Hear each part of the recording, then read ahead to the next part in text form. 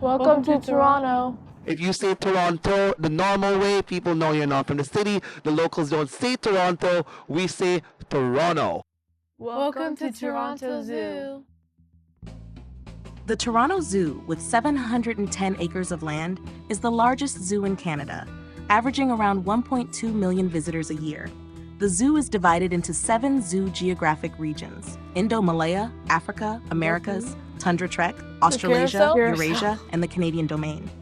Some animals are displayed indoors in pavilions and outdoors in what would be their naturalistic environments, with viewing at many levels. The zoo also has areas such as the Kids Zoo, Waterside Theater, and Splash Island.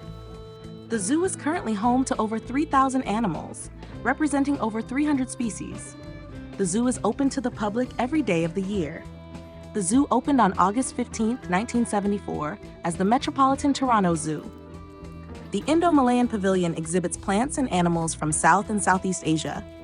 Featured animals from that region include the Indian rhinoceroses, babirussas, Indian peafowls, Sumatran orangutans, great hornbills, false gharials, reticulated pythons, Sumatran tigers, clouded leopards, and white-handed gibbons.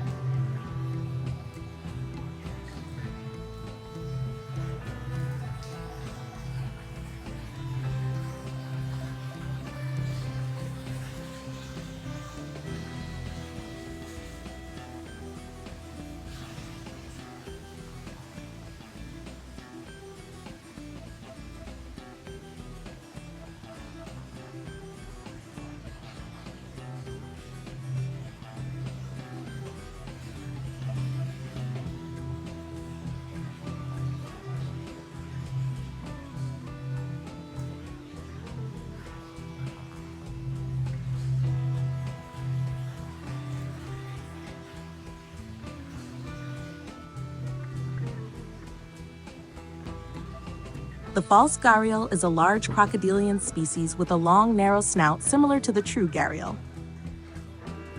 Family of Sumatran orangutans, including female Puppy, the oldest living orangutan in North America. Puppa was a resident of the zoo when it opened in 1974 and continues to live there as of 2025. She holds the longest residency at the zoo since the passing of Charles in 2024. The orangutan is covered by coarse reddish-brown shaggy hair, except for the face, ears, and throat, which are bare. Grass carp, black carp Mekong barb.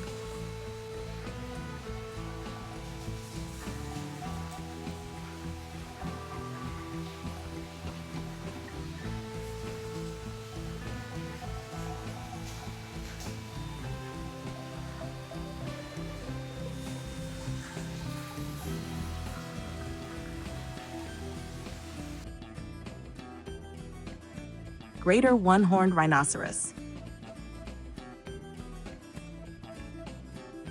Marriott Downtown. Right now we're at Marriott in downtown Toronto.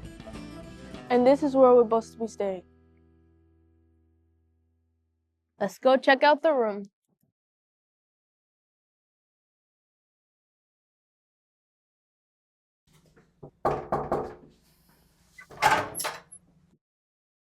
Hello, right now we're at Marriott in downtown Toronto. This is a room tour. First thing you see on your right is the bathroom.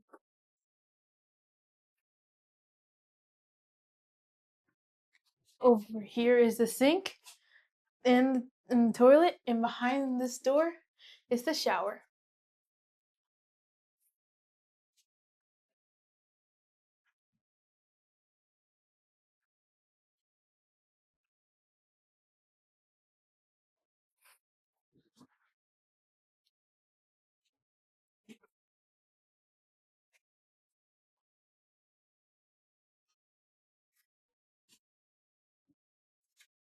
This is the closet.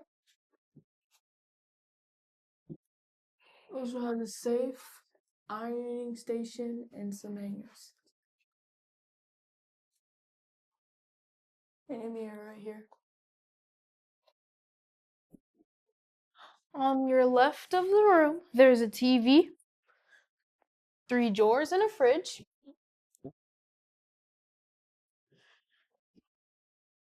A painting, a desktop with a phone, water, and ice thing.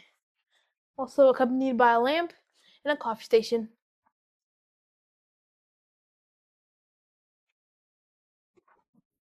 Also more drawers. This is our view.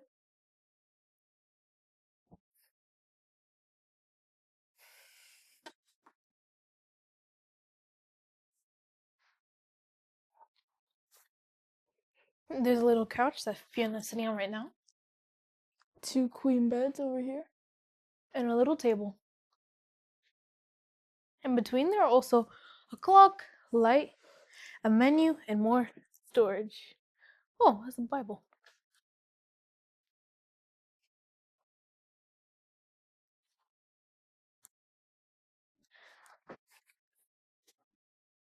Well, that concludes the room tour.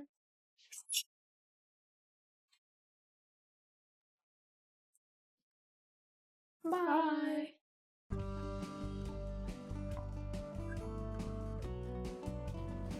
Marriott Downtown. The property amenities at Marriott Downtown are restaurant, fitness center, indoor pool, hot tub, meeting space, free Wi-Fi, dry cleaning service, room service, wake-up calls, daily housekeeping, mobile key, digital check-in, service request, guest room entertainment.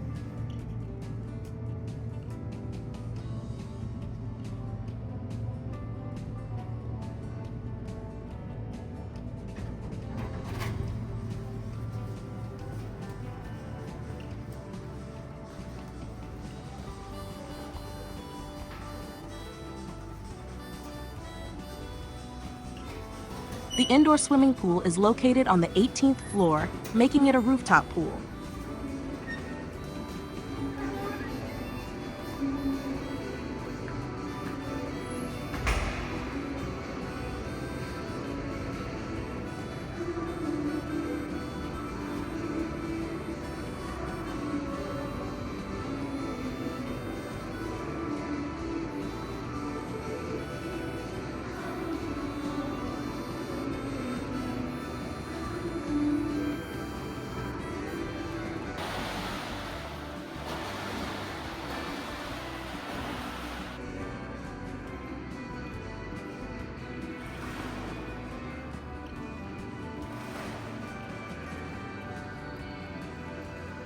Health Club, located on the 18th floor with panoramic views of the city. Equipment available: cardiovascular equipment, elliptical machine, exercise bike, free weights, rowing machine, stair climber, strength equipment, treadmills, elliptical cross trainers. Kiana's birthday. Happy birthday, dear Kiana. Happy birthday to you. Thank you.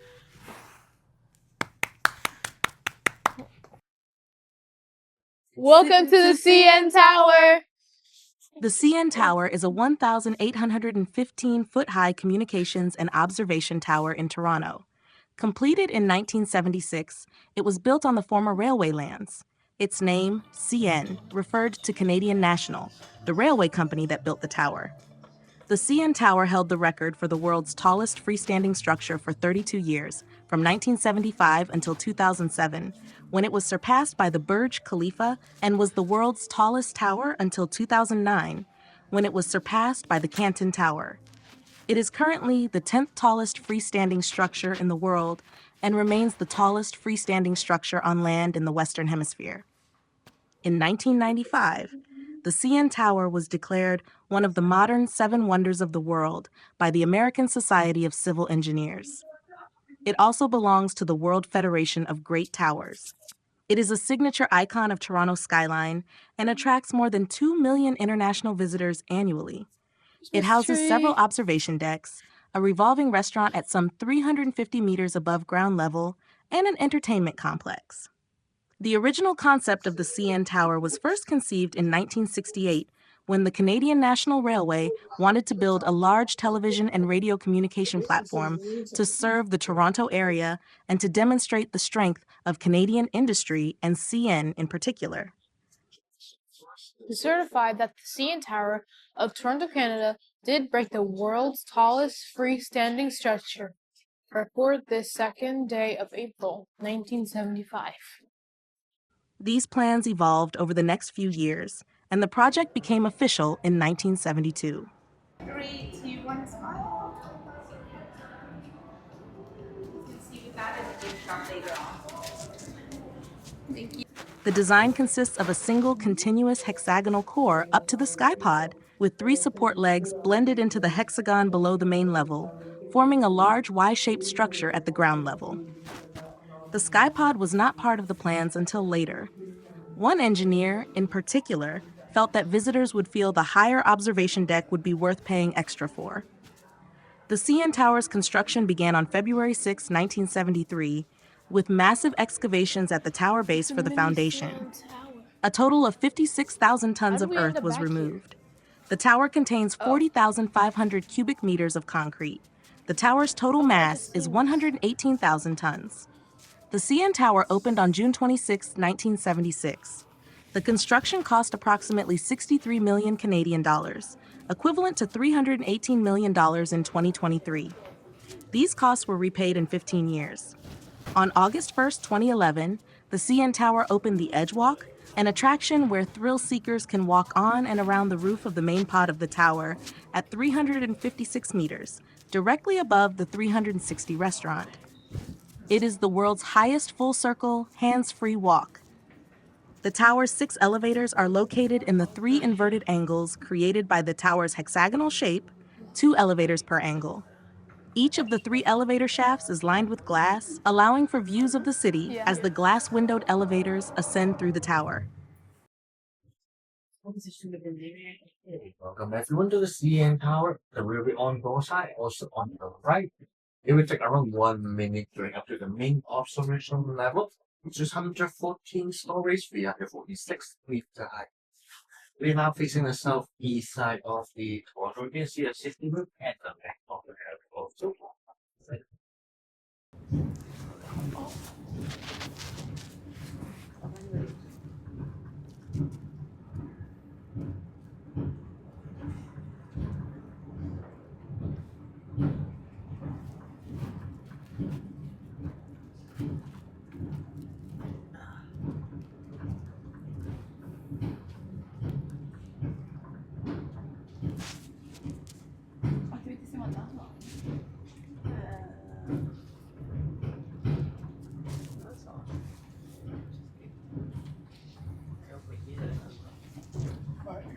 in the airport, in the airplane.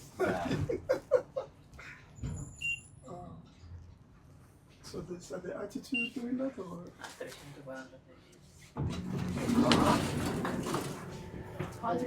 thank you. Thank you. The main deck level has 7 stories, some of which are open to the public. A metal staircase reaches the main deck level after 1,776 steps, and the skypod above after 2,579 steps. It is the tallest metal staircase on Earth. These stairs are intended for emergency use only, except for charity stair climb events held twice a year. The average climber takes approximately 30 minutes to reach the base of the radome, but the fastest recorded climb is 7 minutes and 52 seconds. Set in 1989 by Brendan Kenoy, an Ontario provincial police officer. The CN Tower was originally lit at night with incandescent lights, which were removed in 1997 because they were inefficient and expensive to repair. No, that could be the airport. That's what the plane is. But I don't. The problem is, maybe the planes like stay there when they're not needed. I don't know.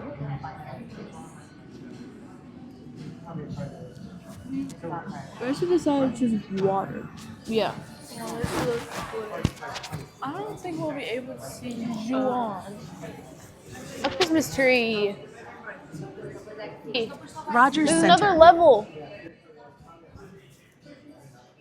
In June 2007, the tower was outfitted with 1,330 super bright LED lights inside the elevator shaft, shooting over the main pod and upward to the top of the tower's mast, illuminating it from dusk until 2 a.m. The tower changes its lighting scheme for holidays and to commemorate major events. When former South African President Nelson Mandela died, The tower was lit in the colors of the South African flag. On the night of the attacks on Paris on November 13, 2015, the tower displayed the colors of the French flag.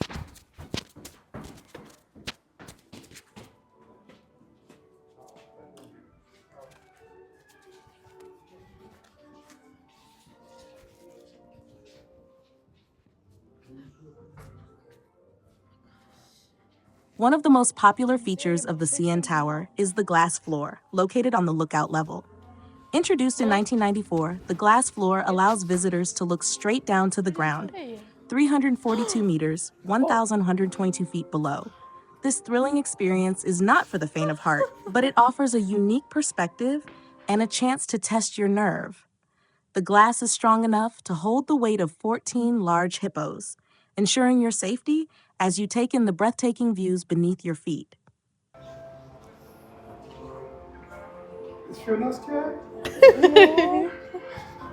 Come on, Fee.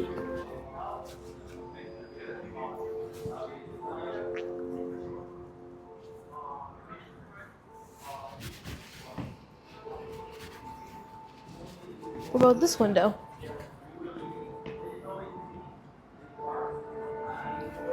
Fiona is scared. It's okay, Fee. I'm gonna order this one.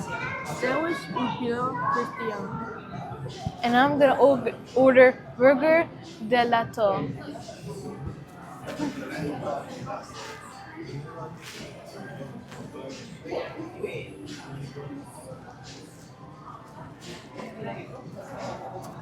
It is. Oh, gotcha.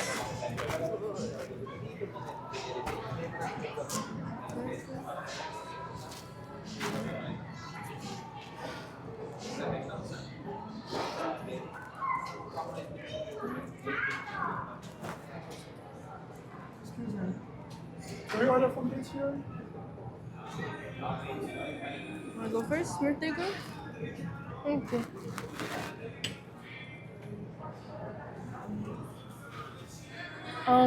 I would like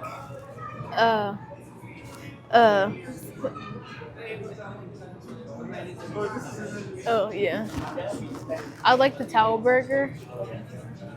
Okay, Hispanic. And Fiona? I will like the burger en pilon. Wait, that is it? Oh. I like the crispy chicken sandwich. I forgot what it was called. What?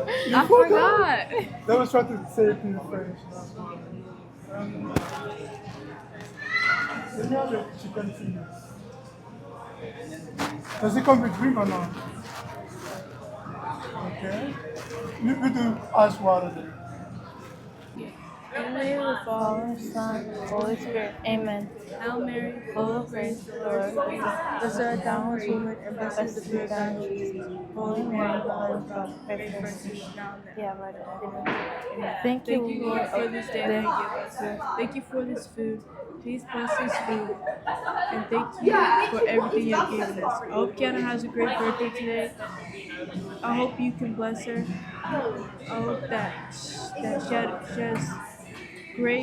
a great day. And I hope that 12 will be one of her best years. Amen. In the name of the Father, Son, Holy Spirit. Amen. I got the Tower Burger, and it comes with a side of fries and ketchup. I got the crispy chicken sandwich. It comes aside with ketchup and fries.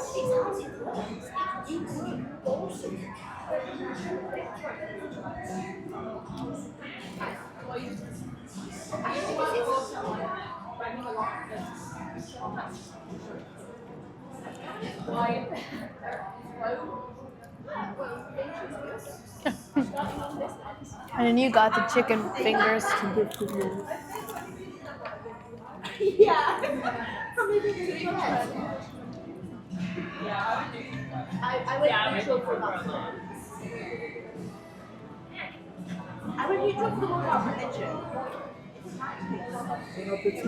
Messy.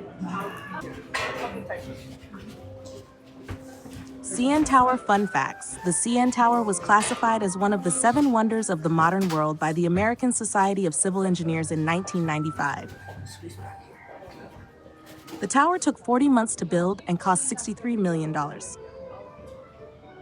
The 360 restaurant takes 72 minutes to complete one full revolution.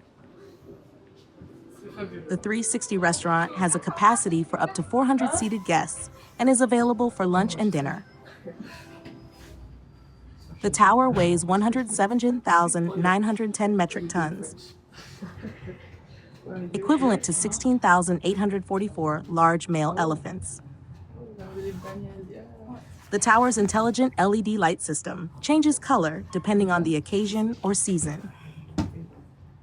At 553.33 meters, 1,815.5 feet high, the CN Tower is the tallest freestanding structure in the Western Hemisphere. On average, the CN Tower is struck by lightning 75 times per year. Equipped with sound and video systems, the CN Tower makes it easy to grab guests' attention and then let them dance and mingle all night long.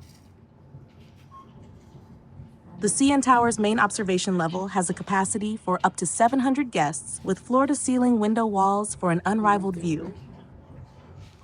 Are you going to take a break? The tower has a 140-seat Maple Leaf cinema, surrounding guests with comfort and state-of-the-art audio-visual technology to help bring events to life. Thanks, Dad. And don't forget to stop by the gift shop, where you can stock up on all your CN Tower memorabilia.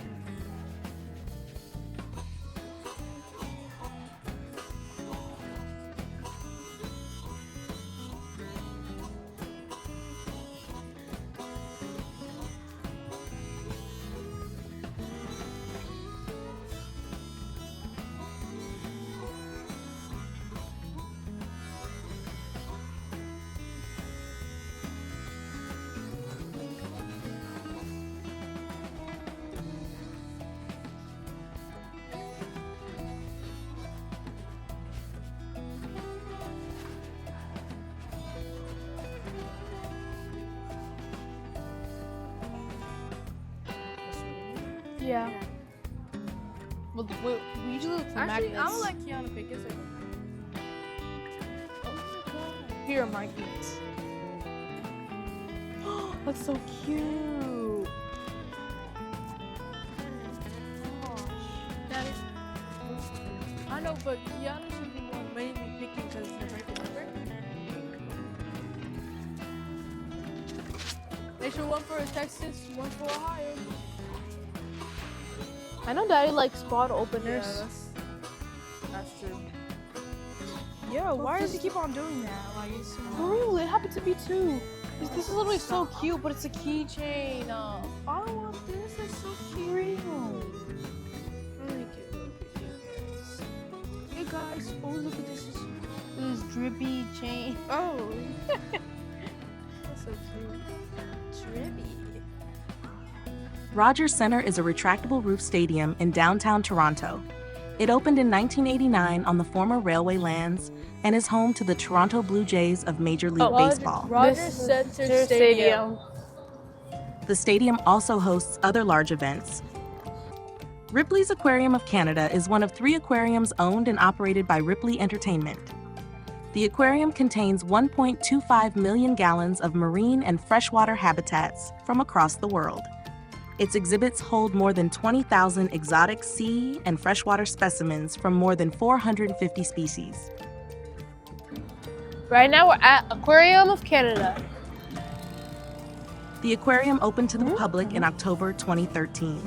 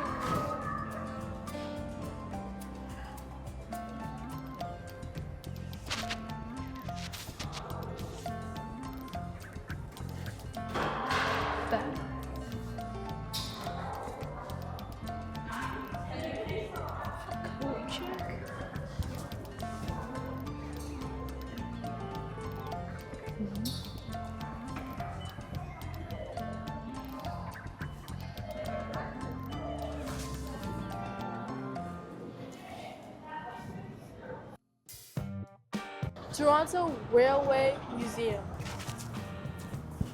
The Toronto Railway Museum is located in Roundhouse Park in the heart of downtown Toronto. The museum is the repository of the city's vibrant railway history. It connects people to the secret history of rail in Toronto and tells the story of those who propelled the city from a sleepy town into the nation's economic engine. The Toronto Railway Museum is open year-round.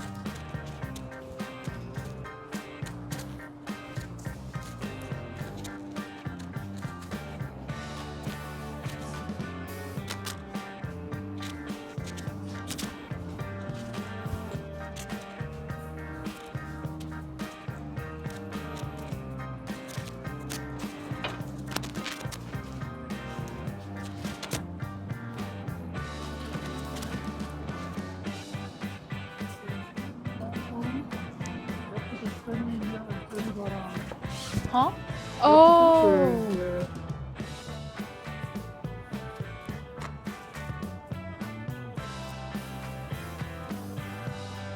Steam Whistle Brewing. Steam Whistle Brewing is an independent brewery in Toronto. It was founded in 2000 by 3 former employees of Upper Canada Brewing Company. Now rap. Scotiabank Arena, home of the Toronto Raptors. Scotiabank Arena, formerly known as Air Canada Centre, is a multi-purpose arena.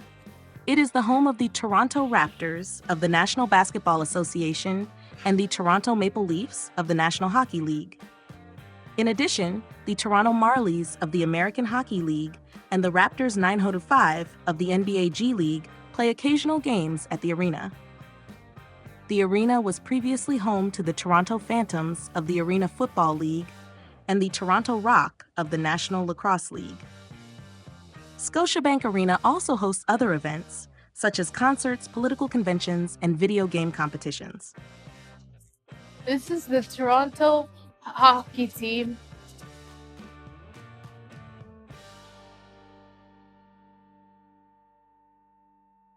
Toronto Maple Leafs. This is Searchlight, Starlight, Spotlight. Union Station. Union Station is a major railway station and intermodal transportation hub in Toronto. The station building is owned by the city, while the provincial transit agency Metrolinx owns the train shed and trackage. It is operated by the Toronto Terminals Railway, a joint venture of Canadian National Railway and Canadian Pacific Railway. Now, we are at Yonge-Dundas Square. Yonge-Dundas Square is a public square at the southeast corner of the intersection of Yonge Street and Dundas Street. Designed by Brown and Story architects, the square was conceived in 1997 as part of revitalizing the intersection. Since its completion in 2002 as Yonge-Dundas Square, informally known as Dundas Square, the square has hosted many public events, performances, and art displays, establishing itself as a prominent landmark in Toronto and one of the city's prime tourist attractions. The intersection is one of the busiest in Canada, with over 100,000 people crossing the city's first pedestrian scramble daily.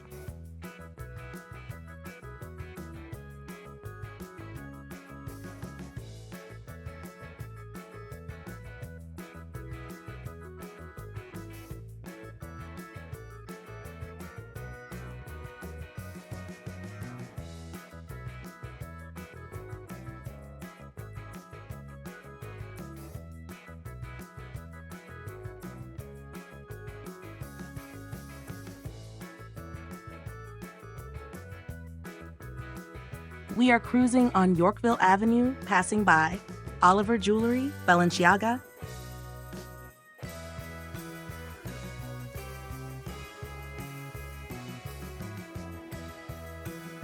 Chanel,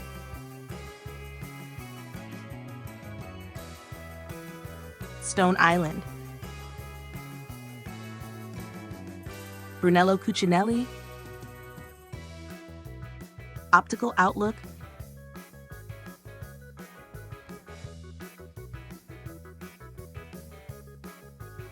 Keaton Toronto Clothing Store, the Hazelton Hotel, Toronto. The Hazelton Hotel is Canada's first and only Forbes 5-star independent luxury boutique hotel in Toronto. The property boasts 62 beautifully designed rooms and 15 exceptional suites that evoke grandeur with a splash of 1940s-inspired Hollywood glamour. The Hazelton Hotel is the only 5-star hotel in Toronto whose rooms are equipped with walkout or Juliet balconies. Intercontinental Toronto Centre is set in the heart of the financial district in upbeat Toronto. It is a 4-diamond hotel boasting penthouse-like suites, a 48-foot indoor saltwater pool, hot tub, eucalyptus steam room, gourmet restaurant, state-of-the-art fitness center, the rec room, restaurant and entertainment complex, Roundhouse, Delta Hotel, Harbourfront Centre, the Westin Harbour Castle.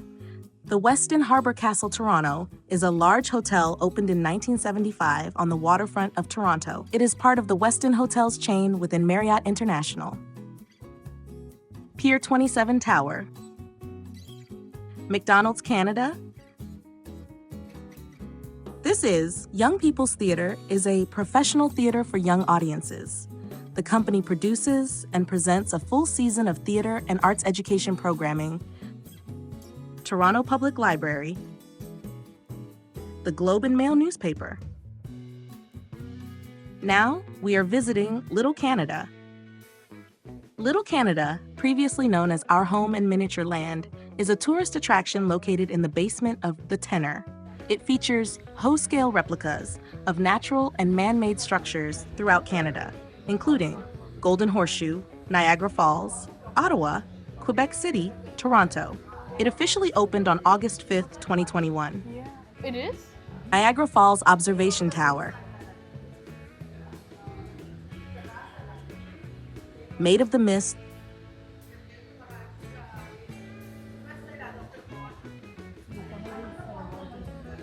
Where? On the other side of the... Our hotel is right there. Yeah, I saw it. Hmm? I was gonna say something, but you left it all the way over there. No, so we were standing here. That's the room you got, remember? We were standing here. What? Yeah, this way. The Whirlpool Aero Car, suspended 200 feet above the rushing waters of the Niagara Gorge. Made of the Mist. It's also like a jet boat as well. Floral Clock. Little Toronto. The Art Gallery of Ontario. See this colorful block building over here with a pencil crayon sticking out? That's Ontario College of Art and Design. Where Mayor Olivia Toronto City Hall. Important decisions. Nathan Phillips Square. And it's nice to take pictures there. There's also a subway. This Scotiabank Arena. Over it. the Via train is like one of our all over Canada. You can get it right from our A little video. like goes to Ottawa and so the roof is opening now. You want it Roger said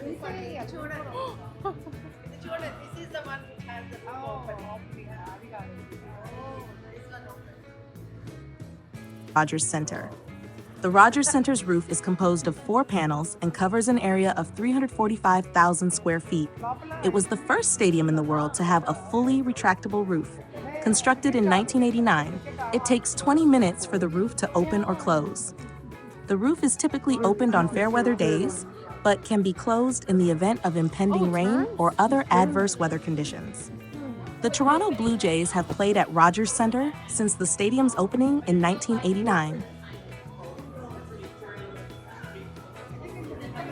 Oh, so it's moving? No, the roof is moving it out other way. Oh. So this one is going behind the other one. Oh, I see like that little the space. you can't notice that from outside. If you go up there. That's very cool. See the whole stadium is off. Yeah. But you won't see that in real life. Even at this thing when this is high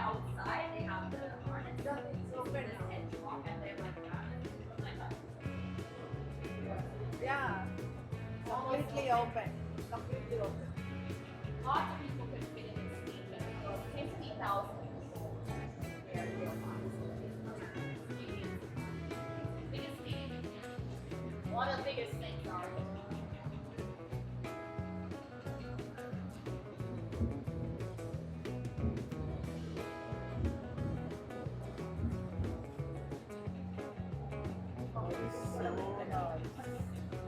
Something along over here. There's plenty more to see, guys. Where everything cool happens. They got a Little lot of Golden Horseshoe 99, Wayne Gretzky Sports Center.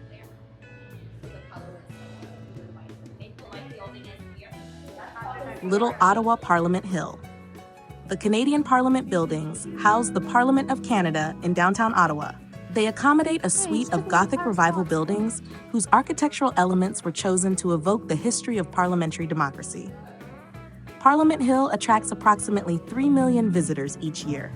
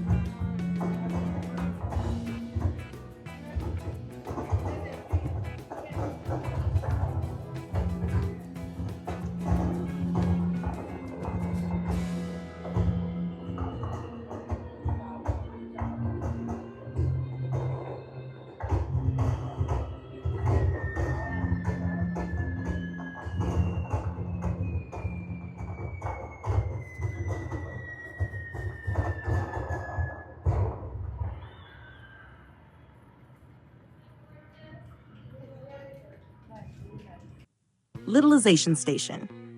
The Littleization Station shrinks you into a 3D printed little me. Strike your favorite pose as 128 cameras capture a photo of you.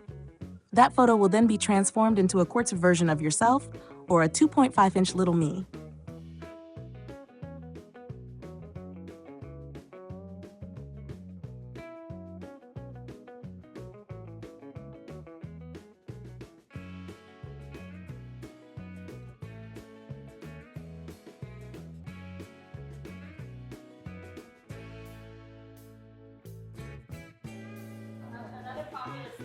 Little Quebec,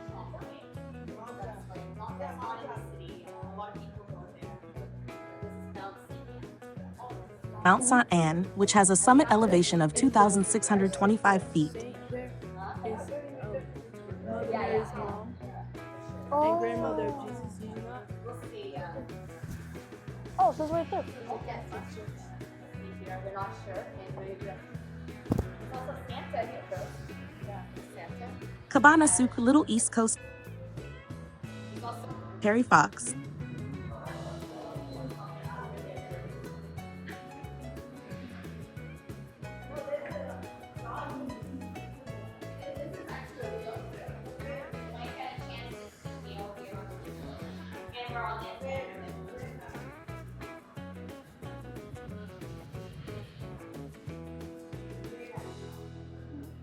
Let's see if the puffins are moving. There's these birds.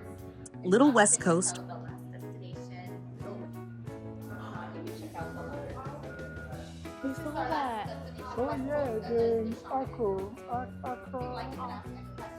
Okra. it's just the okra. They Orca, Is this Vancouver? Yes, because it's in the West Coast. Look, Vancouver Aquarium. Stanley Park, Oh, it's down there. I see it. Little boats are moving. Yeah. this the orca and the light thingies? The Olympic thing. And then that's the fly boat thingy.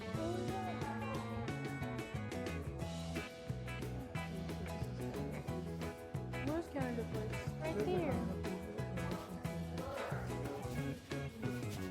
The Vancouver Convention Center, the Tenor Featherwings. Right now, we're at Cineplex in downtown Toronto. We're going to see Moana 2.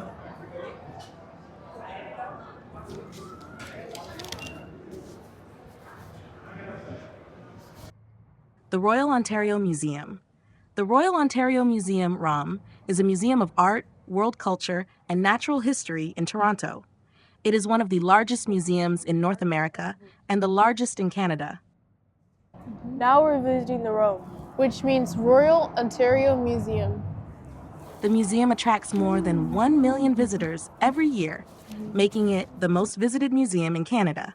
A replica skeleton of Futuloncosaurus inside the Hyacinth Gloria Chen Crystal Court.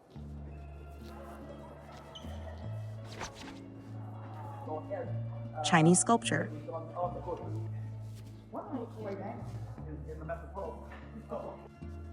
A Luohan is a holy monk striving to attain Buddhahood through meditation. In Chinese temples, Luohans are usually found in groups of 16 or 18. This gallery shows the art and material culture of China from the earliest times to the end of the last dynasty in 1912. Of the world's ancient civilizations, China has the longest continuous tradition. From around 2000 BC, a distinctly Chinese civilization emerged from Neolithic beginnings, held together by language and script. Europe, the Gothic style in architecture commenced in France around 1140. It reached its classic stage in the great cathedrals of the 1200s. Head of a girl. Lucius Verus was adopted as heir by the Emperor Antoninus Pius and served as co-emperor with Marcus Aurelius, whose daughter he married. Emperor Septimius Severus was born at Leptis Magna in Africa. He was a soldier of outstanding ability and defeated his rivals to become emperor. Statue, fragment of Cleopatra VII.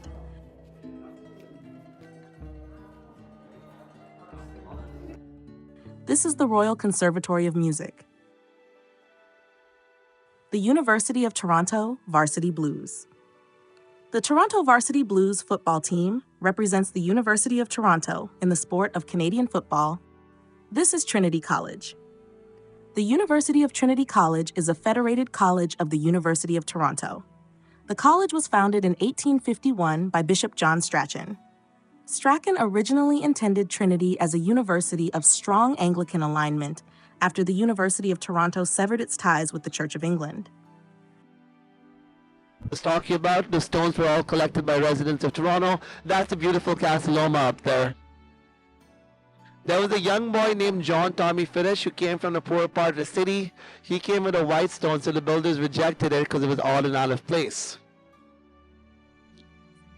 Sir Henry Pellet discovered the boy crying in the garden, so if you look on your right, there's the white stone that belonged to the young boy. Sir Henry Mill Pellet, one of Canada's most powerful businessmen.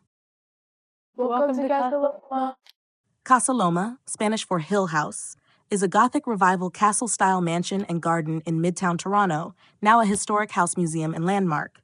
It was constructed from 1911 to 1914 as a residence for financier Sir Henry Pellet. The architect was E.J. Lennox, who designed several other city landmarks. Casa Loma sits at an elevation of 140 meters, 460 feet above sea level. If you wanted a map or an audio guide, you'll find them in the gift shop downstairs. That's just right behind the wall. It's going to be a door at the end.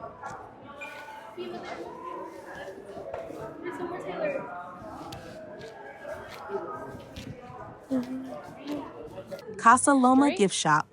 The Casa Loma Gift Shop offers a curated selection of unique souvenirs, collectibles, and memorabilia inspired by the grandeur and history of Canada's most famous castle. What you'll find: Casa Loma-themed merchandise, postcards, magnets, keychains, and home decor featuring iconic images of the castle, books and prints, historical books about Casa Loma, Sir Henry Pellet and Toronto's rich past, along with high-quality prints of the castle's architecture. Canadian gifts, locally made maple syrup, artisan chocolates, and Canadian-themed souvenirs. The wine cellar. The original wine cellar, now used by Blue Blood Steakhouse, was discovered behind drywall during a 2014 basement renovation. The wine cellar reflects Sir Henry's love of fine wines and his passion for new technology. It had a refrigeration unit that used pipes filled with ammonia to cool the bottles and could hold up to 1,000 bottles. Sir Henry's original idea for the basement was as grand as the rest of the castle. He imported artisans from Europe to design much of the furniture and other features of the mansion. Sir Henry built an extraordinary tunnel connecting the basement of Casa Loma with its hunting lodge, potting shed, garage, and stables. He built it to solve a problem. His property was split by a busy city street. The city refused to close it to traffic, which was unacceptable to Sir Henry, especially in Toronto's fierce winters. The tunnel is 800 feet long, with some turns and stairways to navigate. Sir Henry called the tunnel his subway. It was dug 18 feet below ground, mostly by workmen wielding picks and shovels, with some help from a horse-drawn plow and scraper. Today, the tunnel walls are a somber dark gray, but in Sir Henry's time, they were tinted a crimson color.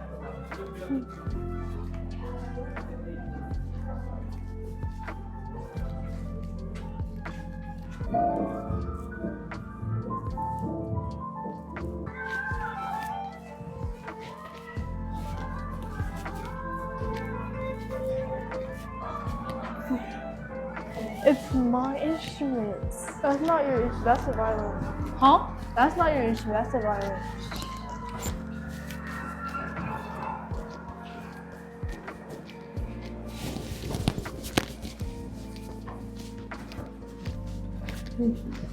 This tunnel is very long.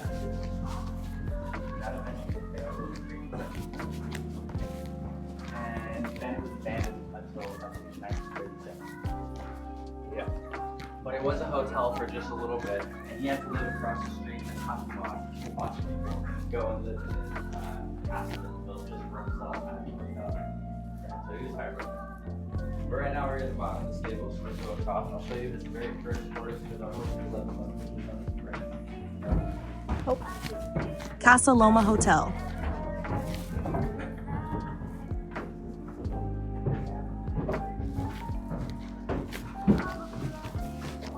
Antique car exhibit and stables. 1910 Maxwell Model Q standard.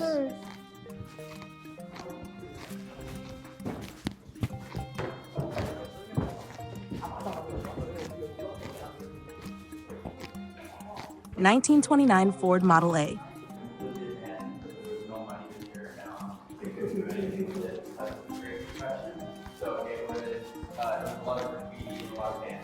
Celebrity Walk. Casa Loma Backstage Celebrity Gallery. Because of its unique architectural character, Casa Loma has been one of Canada's most prolific filming locations for movies and television. In honor of this, Casa Loma has created the Backstage Celebrity Gallery. The Prime Minister of Canada. Justin Trudeau. The Backstage Celebrity Gallery at Casa Loma is a permanent art exhibit featuring hyper-realistic silicon figures from a selection of films shot at the castle. Casa Loma has served as the backdrop for a wide range of movie genres, from horror to romantic comedies. Notable films shot at Casa Loma: X-Men, Strange Brew, Chicago, The Tuxedo, Scott Pilgrim vs. the World, Warehouse, Crimson Peak, Twitches and Twitches 2, The Pacifier, Titans, where it stands in for Wayne Manor. Sarah Jessica Parker, Jean-Claude Van Damme, Vin Diesel, I think I've heard of this person before. Oh, I know who that is. Jackie Chan, Mike Tyson, Chris Evans,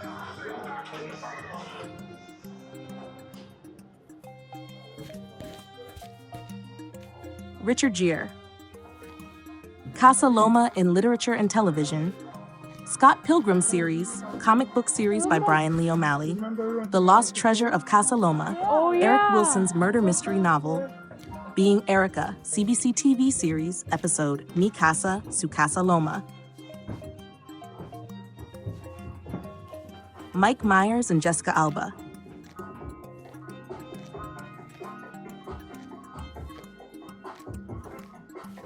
Salma Hayek,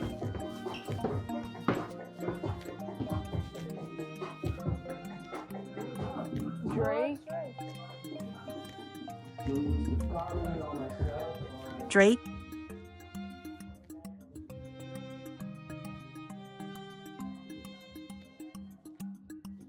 Tom Hiddleston, Jessica Chastain, Paul Walker,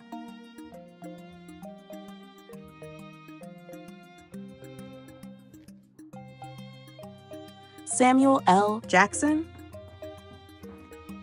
Goosebumps, A Night in Terror Tower, TV adaptation of R.L. Stein's book, The Pellet Newsreel, The Man Who Built Casa Loma, 2009 Gemini-nominated biography documentary of Sir Henry Pellet, Halle Berry, I think there's people that are from Canada. Hugh Jackman, Those are actors and stuff. Yeah. Patrick Stewart. Recent productions, filmed at Casa Loma, Ready or Not, 2019 American Black comedy thriller, Wait for You, 2022 music video by Future and Drake, filmed at Casa Loma.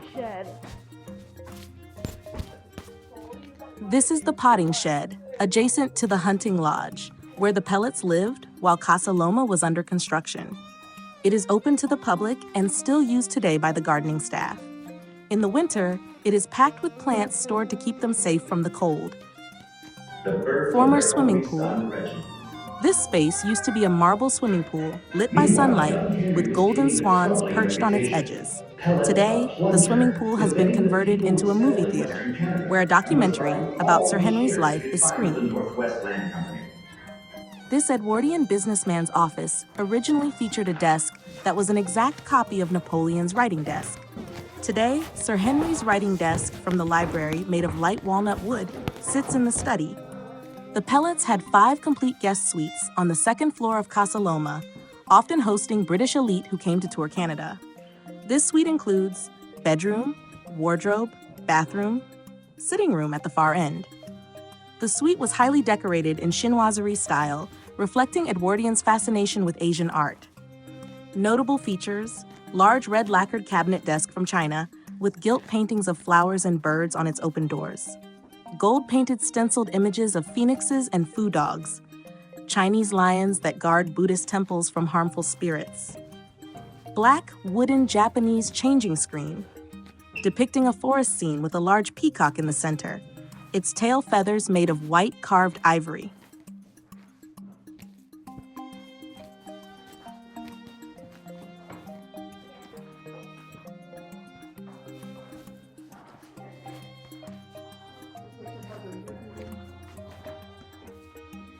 Lady Mary's suite.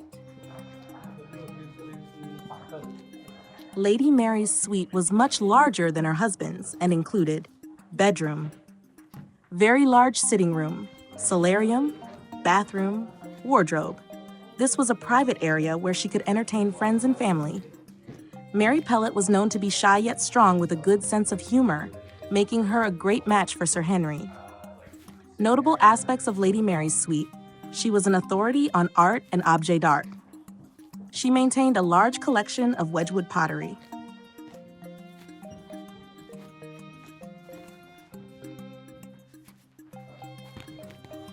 Her bedroom was painted pale blue with white highlights, inspired by classic Wedgwood colors.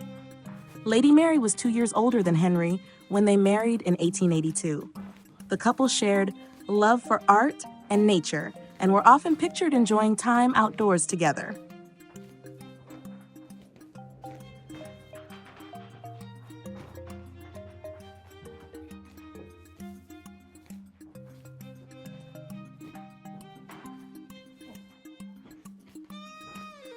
Sir Henry's suite reflects Edwardian ideals of manliness and includes 17th century wooden four-poster bed, walls paneled in rich dark wood, tiger skin rug on the floor, carved lion on the fireplace. The fireplace was imported from an 18th century British home, like many in Casa Loma. The ceiling is made of white plaster with delicate sprigs of blueberries and cranberries, reflecting Sir Henry's patriotism and love for Canada.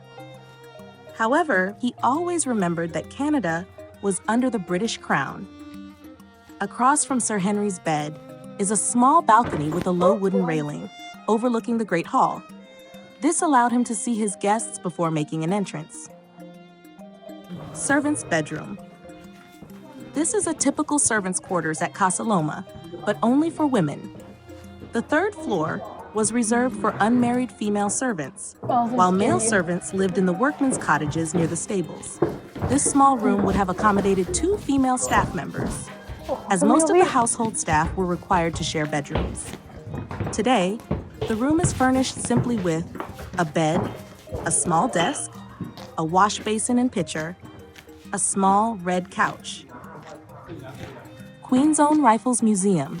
The third floor, once the servants' quarters, is now a museum dedicated to the Queen's Own Rifles of Canada Regiment. The exhibits along the hallway and in the rooms tell the history of the regiment and Sir Henry's active role in it. Tower stairs.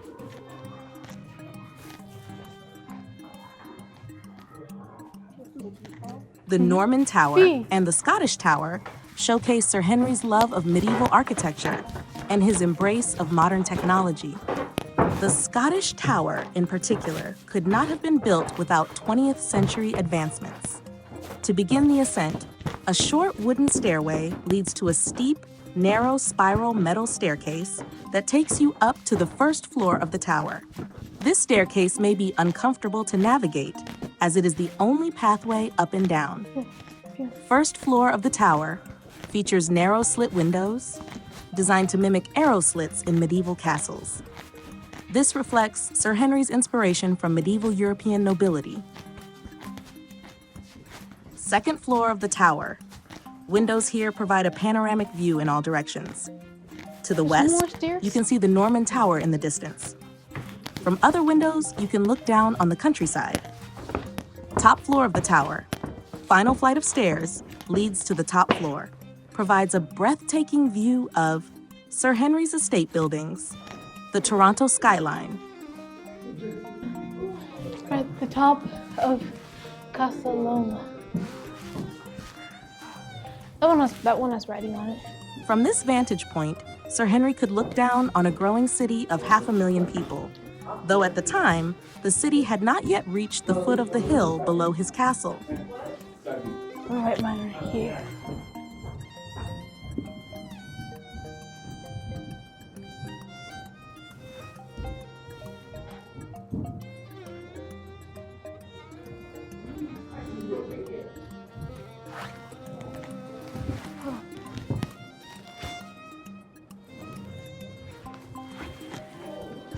What about the other ones? Is that it? Yeah.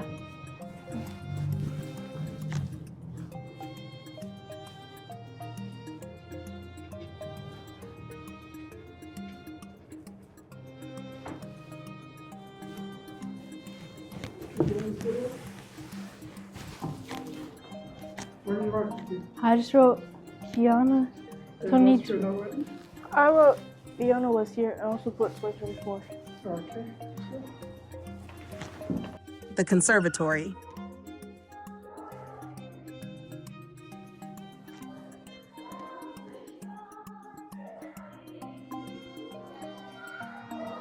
The dining room.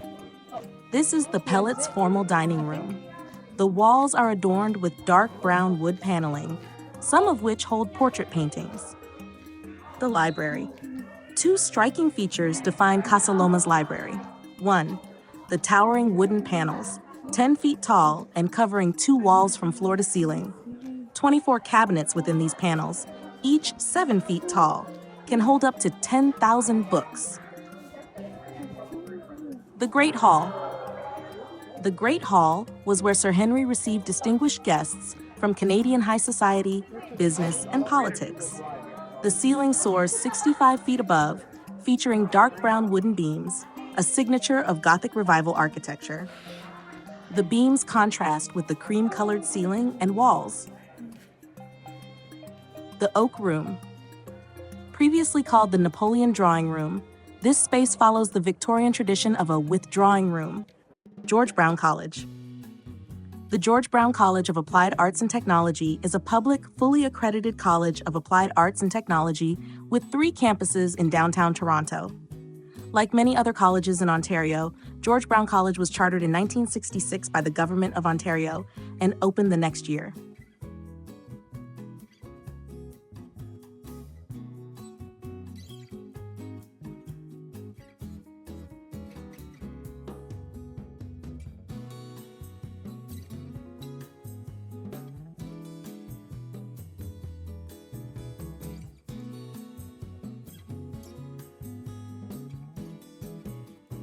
Kensington Cat by Paul Snyders. The Lucky Moose Salad King, Thai food. This installation is called the Breaking News CP24 Breaking News Truck on the east wall of the building. The installation served as a backdrop for all filming, which took place in front of the building and on Queen Street West. Michael's Festival Tower. Poramore Marsh McLennan and Metro Toronto Convention Centre. City Cruise Harbourfront Centre. City Cruises by Hornblower Toronto offers boat tours and dining cruises along Toronto's waterfront. These cruises provide stunning views of the city skyline, Toronto Islands, and notable landmarks like the CN Tower and Rogers Centre. Options include sightseeing tours, brunch and dinner cruises, and private charters for special events.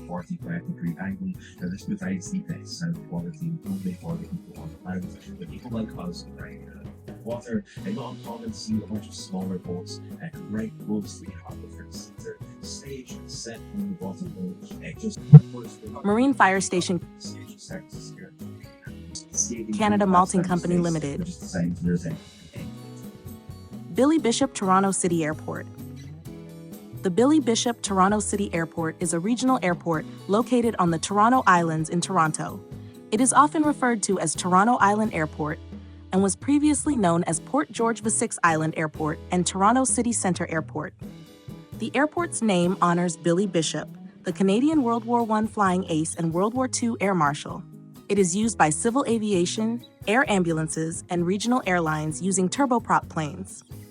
In 2022, it was ranked Canada's 9th busiest airport. Conceived in the 1930s as the main airport for Toronto, the construction of the airport was completed in 1939 by the Toronto Harbour Commission. Right now we're on the city cruise, and we're to view the city.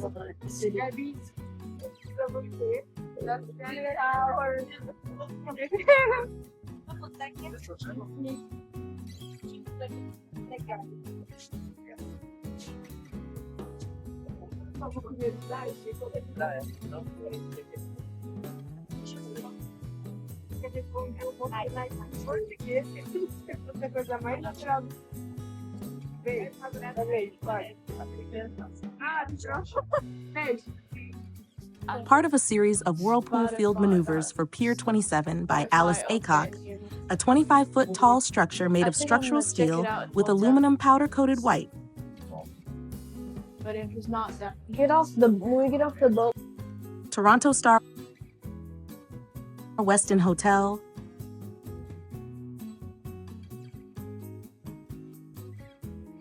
Sun Life Financial, Sundial Folly Sphere Harbourfront Centre, Double Swing, the Power Plant Harbourfront Centre. The Power Plant Contemporary Art Gallery is a Canadian public art gallery located at Harbourfront Centre. The gallery is a registered Canadian charitable organization. This is the concert stage at Harbourfront Centre, which hosts performances for the public. It is a 420-seat theater. Amsterdam brew house on the lake. Now we're at Tim Hortons. Tim Hortons, Inc., known colloquially as Tim's, Timmy's, or Timmy's, is a Canadian multinational coffee house and restaurant chain with headquarters in Toronto. It serves coffee, donuts, sandwiches, breakfast egg muffins, and other fast food items.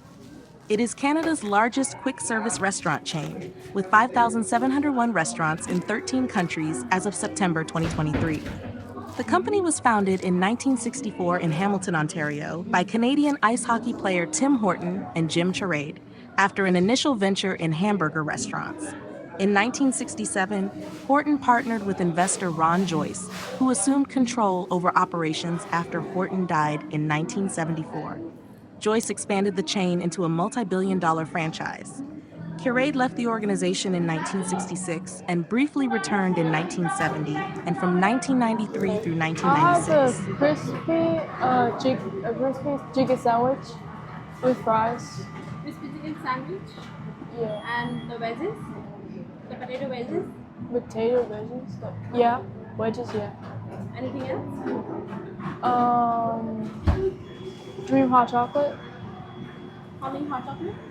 You want two? Yeah, two. Size? Medium? Medium.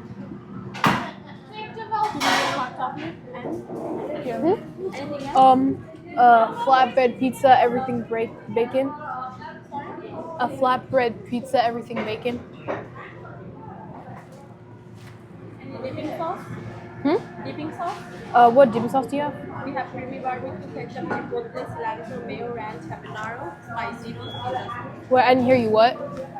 Creamy barbecue, ketchup, chipotle, cilantro, mayo, ranch, habanero. Barbecue.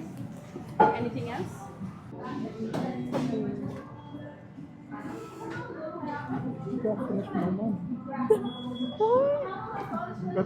What did you say? Daddy said we finished his money. The Wendy's company merged with Tim Hortons in 1995 and operated it under their flagship subsidiary until 2006. Edward C. Ted Rogers, born 1933, died 2008. He was a visionary entrepreneur, a philanthropist, and a passionate Canadian. He was the founder, president, and CEO of Rogers Communications, 1960 to 2008. His quote is, "The best is yet to come."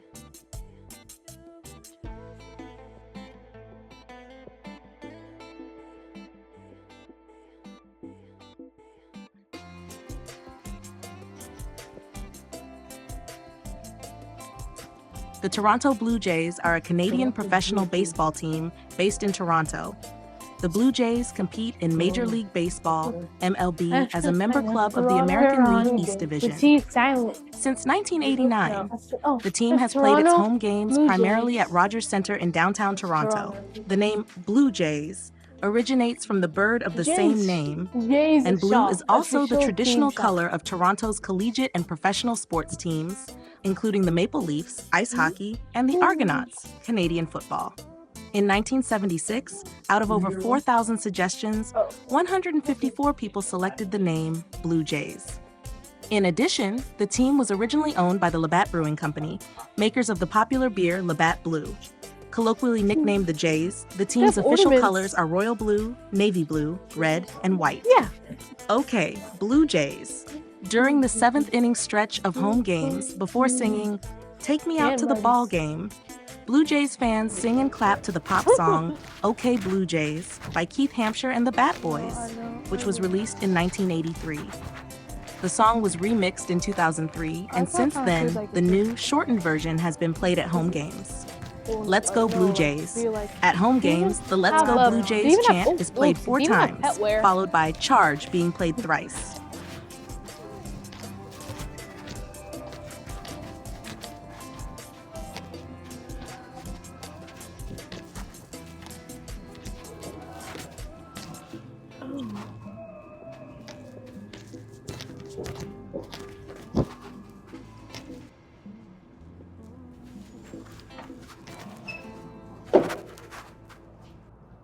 Toronto working student.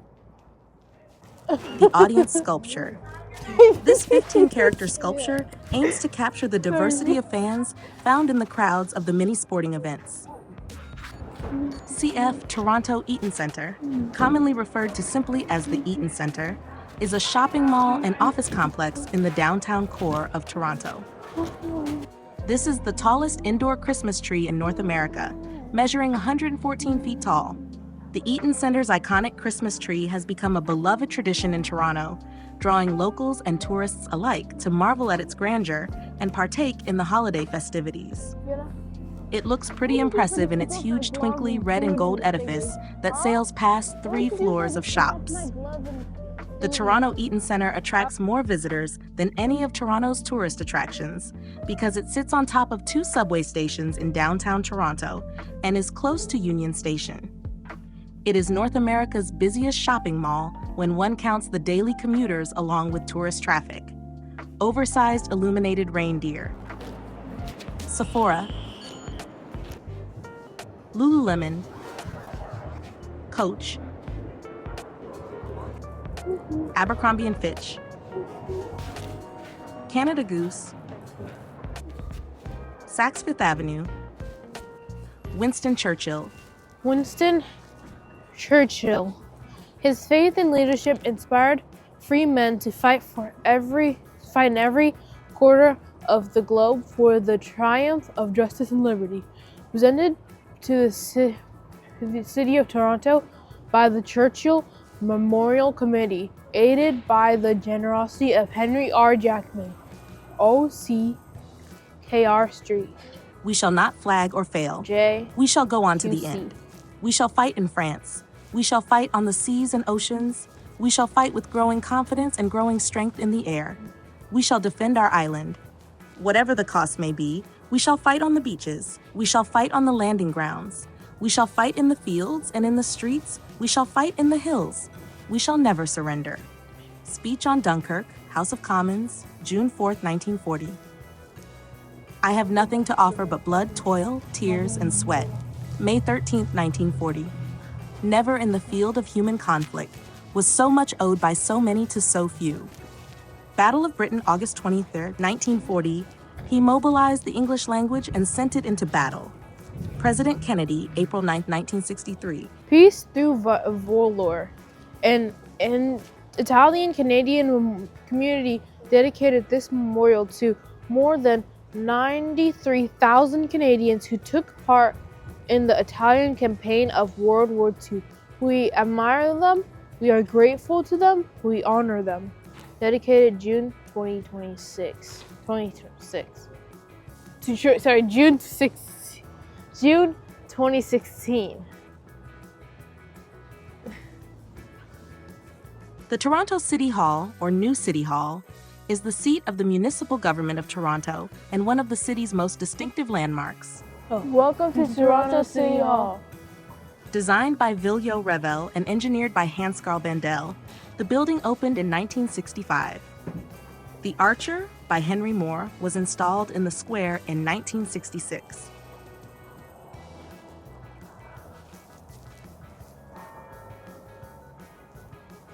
Behind us is the Toronto's Old City Hall. After the Toronto Raptors won the 2019 NBA Finals, the subsequent parade on June 17, 2019, in Toronto culminated at Nathan Phillips Square, with 2 million people in total attendance, the largest public gathering in one place for one event in Canadian history. The Toronto sign was installed in the square in 2015. The Toronto sign is an illuminated 3-dimensional sign in Nathan Phillips Square that spells the city's name. It is 3 meters, or 9.8 feet, tall and 22 meters, or 72 feet, long, prior to the addition of the maple leaf and the medicine wheel, lit by LED lights that can create an estimated 228 million color combinations. This is the Church of the Holy Trinity. Trinity Square is a public square in downtown Toronto. The square's main feature is the Church of the Holy Trinity, an Anglican church. The Holy Trinity Rectory and the Henry Scatting House are heritage buildings that are also located there. The square includes a fountain, an ornamental pond, and a labyrinth path. Right now we're at Sugar Beach Park. And it's called Sugar Beach Park because there's a boat that carries a bunch of sugar, and that's the sugar factory. Sugar Beach is an urban beach park in Toronto that opened in 2010. The crane is picking up the It is sugar. located across from Redpath Sugar Refinery in Toronto's eastern East Bayfront. Like HTO Park to the west, the beach is not meant for wading or swimming in Lake Ontario, but rather functions as a waterfront public space for relaxation, leisure, and social activities. It costs $14 million. It smells sugary. Yeah, very sugary. It smells like really Like if bitter you coffee. sniff sugar. Yeah, it's like coffee. really bitter coffee. The park is designed by landscape architecture firm Claude Cormier Associés Inc. It features a sandy beach with ornamental lighting, umbrellas, Muskoka chairs, a rocky amphitheater and candy trim, and pedestrian areas paved with granite sets in 3 colors arranged in a stylized maple leaf motif. Since 2011, the beach has been the setting for the Toronto Port Authority's Sail in Cinema event, with an inflatable movie screen mounted on a custom-built barge approximately 50 meters south of the beach.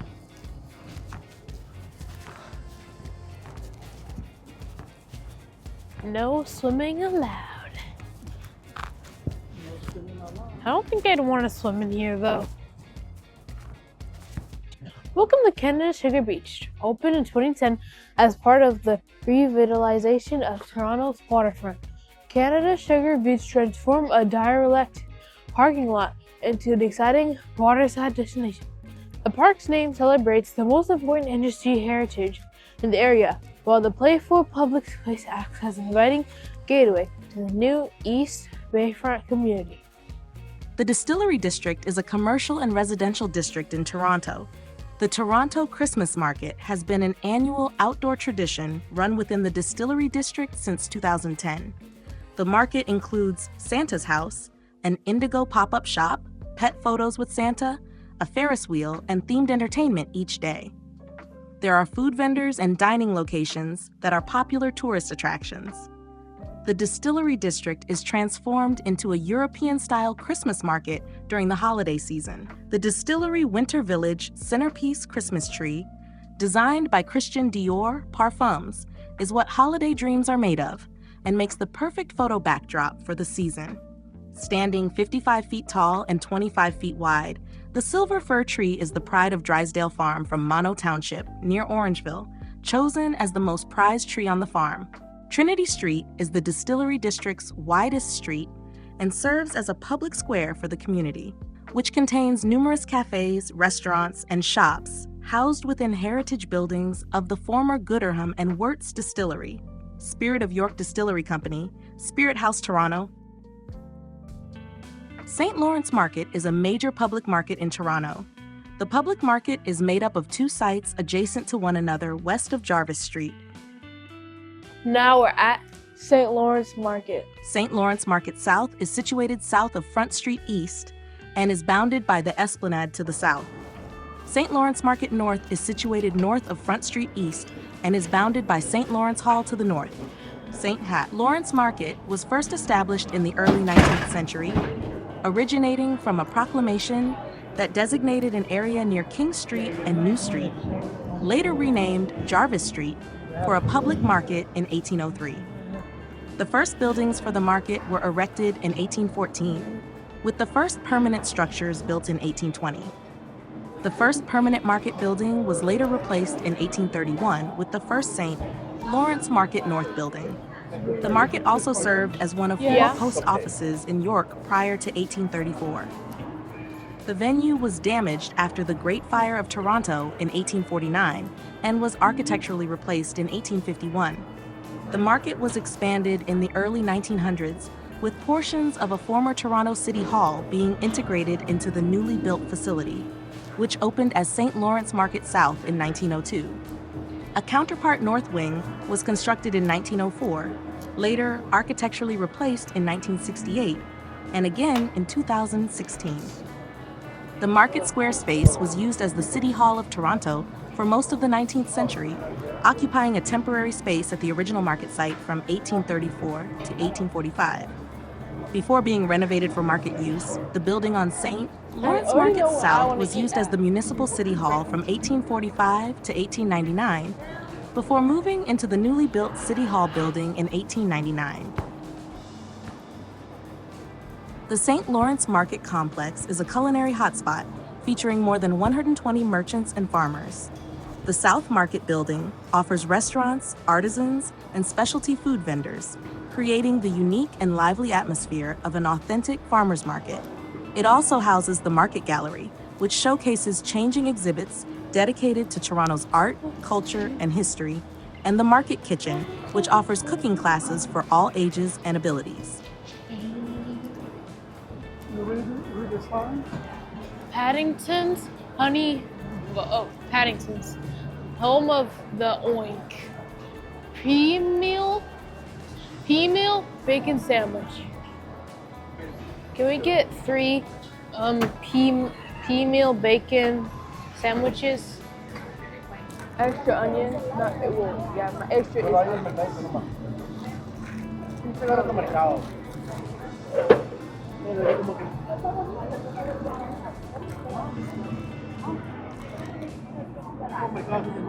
What extra you add on yours? Barbecue sauce.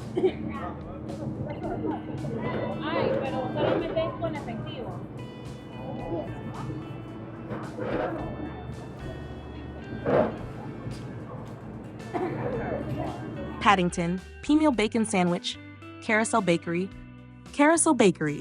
home of the world-famous P-meal bacon on a bun sandwich. All de France cheese. In the North Market building, you'll find the Farmers Market, where farmers arrive every Saturday at dawn to sell their meat, cheese, and produce, just as they have been doing for more than 200 years. St. Lawrence Hall, with its magnificent Great Hall, remains Toronto's favorite site. A&W, home of the Burger family. Au Pain Doré. The Gooderham Building, also known as the Flatiron Building, is a historic office building in Toronto. It is located on the eastern edge of the city's financial district. Wellington and Church Streets, it creates an unusual triangle property. In 1891, Gooderham hired architect David Roberts to design an office building for the city in his own personal use there. The 5-story Gooderham building was built using red brick and Credit Valley stone in the Gothic Revival style. Gooderham's office was at the top of the semi-circular corner tower with a commanding view of the neighborhood. The Gooderham building, locally known as the Flatiron because it resembles the famous skyscraper in New York, was renovated in 1976. Today, it's one of Toronto's best-known structures. Completed in 1892, the red brick edifice was an early example of a prominent Flatiron building. The previous building on the site was shorter, but had the same shape. Berczy Park. Berczy Park is a small 0.4-hectare park in downtown Toronto. The park is triangular in shape. The park is named after William Berczy, an architect and surveyor who worked with John Graves Simcoe, the first governor of Upper Canada, in founding its capital, York, Upper Canada, the town that grew into Toronto. The distinctive feature of the park is a large 2-tier fountain with cast iron statues of 27 dogs and a cat. The dogs are all looking up towards a large bone perched on the fountain's peak. Yeah, all the dogs are facing towards the bone.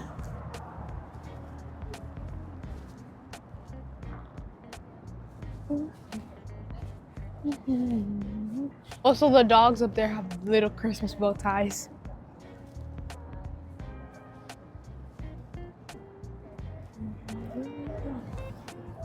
Out of all these dogs, there's one cat, and they's not facing the same way as the dogs because the dogs want the bone, but the cat doesn't really care for it. The cat is looking north at statues of 2 small birds perched on the arm of a lamppost about 3 meters away from the fountain. It was goody. This artwork, titled Jacob's Ladder by Toronto artist Louise Jacob, encompasses 2 giant bronze hands with a rope lattice suspended between the fingers, forming a whimsical string game. It's perfect for climbing, swinging, playing, or serving as a backdrop for a casual badminton game or a great selfie photo moment. The installation, including the intricate rope work, was unveiled in spring 2018. Hold on. I'm trying to make a ring.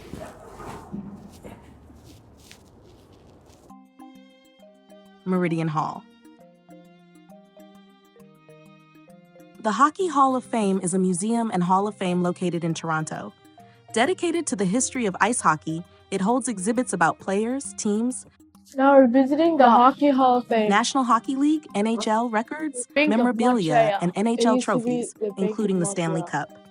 Founded in Kingston, Ontario, the Hockey Hall of Fame was established in 1943 under the leadership of James T. Sutherland. The first class of honored members was inducted in 1945 before the Hall of Fame had a permanent location. It moved to Toronto in 1958 after the NHL withdrew its support for the International Hockey Hall of Fame in Kingston, Ontario, due to funding issues. Its first permanent building opened at Exhibition Place in 1961. The hall was relocated in 1993 and is now in downtown Toronto, inside Brookfield Place and a historic Bank of Montreal building. The Hockey Hall of Fame has hosted International Ice Hockey Federation, IIHF, exhibits, and the IIHF Hall of Fame since 1998. An 18-person committee of players, coaches, and others meets annually in June to select new honorees who are inducted as players, builders, or on-ice officials. In 2010, a subcategory was established for female players. The builders category includes coaches, general managers, commentators, team owners, and others who have helped build the game. Honored members are inducted into the Hall of Fame in an annual ceremony held at the Hall of Fame building in November, followed by a special Hockey Hall of Fame game between the Toronto Maple Leafs and a visiting team. As of May 2024, 299 players, including 10 women, 115 builders, and 16 on-ice officials have been inducted into the Hall of Fame. We are currently inside the Spirit of Hockey official store. It offers a wide selection of hockey-themed merchandise, including Hall of Fame memorabilia, team jerseys, collectibles, apparel, and exclusive Hockey Hall of Fame souvenirs. Visitors can find items representing all NHL teams, as well as unique gifts for hockey fans of all ages.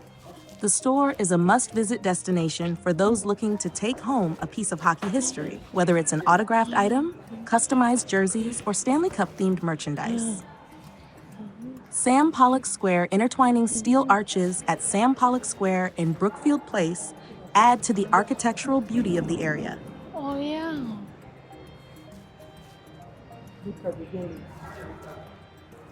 Oh.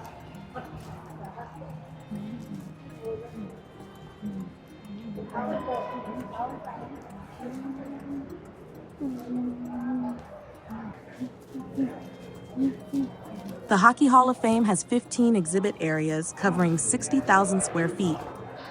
Admission prices at the time of our visit: adult, $25, youth, $15, 3 and under, free. Oh, I gotta open it. They were giving me a free gummy. The Hyundai NHL Zone features 4 sections. NHL Legends highlights the modern-day honored members featured in the 10-part documentary series Legends of Hockey Greatness Calling 2020, National Hockey showcasing League? honored members inducted over the past 20 years. NHL Today showcases the stars and highlights of today's NHL, including all 4 divisions, overseas games, and the reigning Stanley Cup champion case. NHL Retro explores franchise histories, including defunct teams like the Kansas City Scouts, Brooklyn Americans, and California Golden Seals.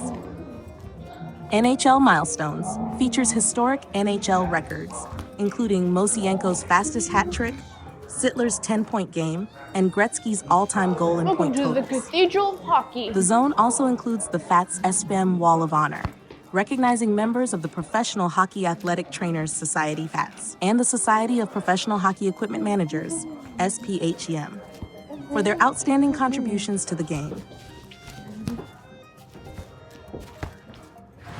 Ooh.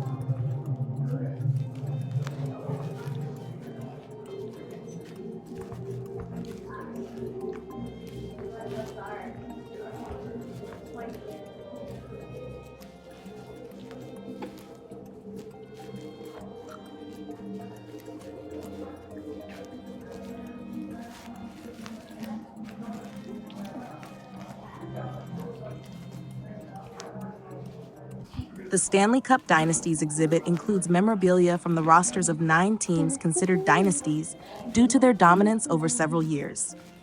This area also has a replica of the Montreal Canadiens dressing room as it existed at the old Montreal Forum. The Stanley Cup Dynasties exhibit features 9 legendary franchises that dominated their eras. Ottawa Senators of the 1920s, Toronto Maple Leafs of the 1940s and 1960s, Detroit Red Wings of the early 1950s, Montreal Canadiens of the late 1950s, 1960s, and 1970s, New York Islanders of the early 1980s, Edmonton Oilers of the late 1980s. Montreal Canadiens Dressing Room Exhibit.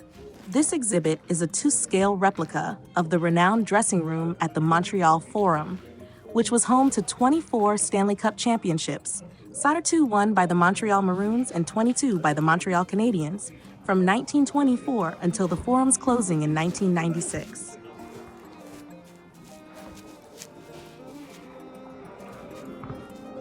The Tim Hortons Theater is a 120-seat space where guests can enjoy archival film and video footage from the Hockey Hall of Fame Video Vault, including Stanley Cup Championship highlight reels, international tournament footage, behind-the-scenes hockey films and videos.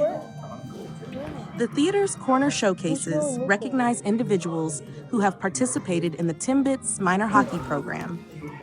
The St. Louis Bar and Grill Arena Zone is dedicated to hockey at all levels of play in North America, featuring exhibits about various leagues and sections on women's and disabled hockey leagues. Recently renovated, this exhibit now includes multiple trophies from North American leagues, artifacts from all original 6 arenas, and a full-size Zamboni machine once used at the Boston Garden.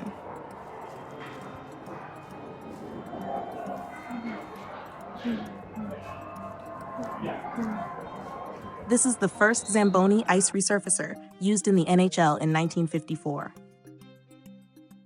The silverware exhibit showcases over 25 historic non-NHL championship trophies.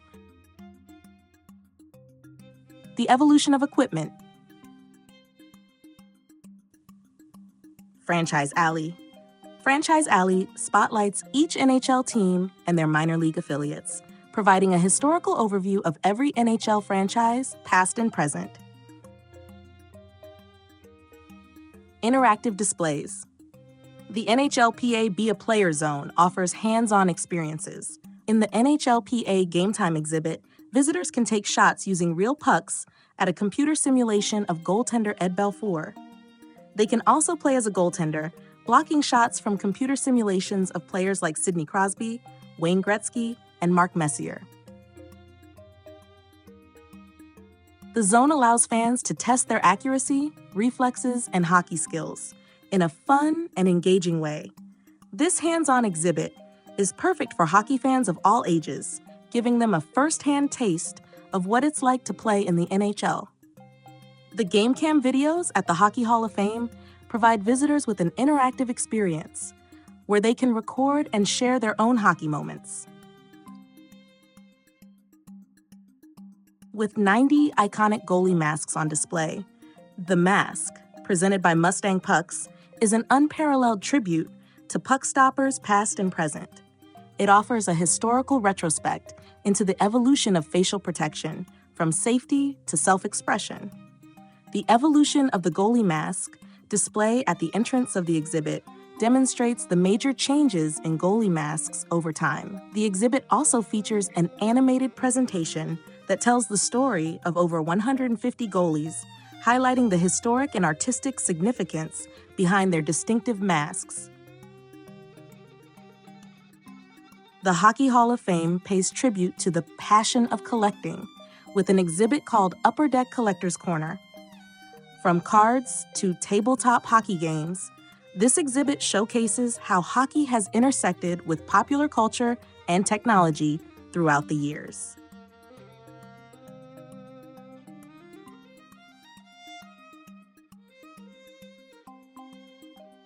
The TSN RDS broadcast zone provides insight into hockey broadcasting, allowing visitors to record messages that may appear on the Hockey Hall of Fame's website and TSN RDS networks. The Esso Great Hall. Described as a cathedral to the icons of hockey, the Esso Great Hall contains portraits and biographical information about every Hall of Fame honored member. The centerpiece of the Great Hall is the Stanley Cup. A replica is displayed when the presentation cup is traveling outside the Hall of Fame. The original Stanley Cup, its older rings, and all of the current NHL trophies are housed in the Bank Vault, an alcove off the Great Hall. The Hall of Fame induction ceremony was originally held in the Great Hall, but moved to the Allen Lambert Galleria in Brookfield Place due to space constraints.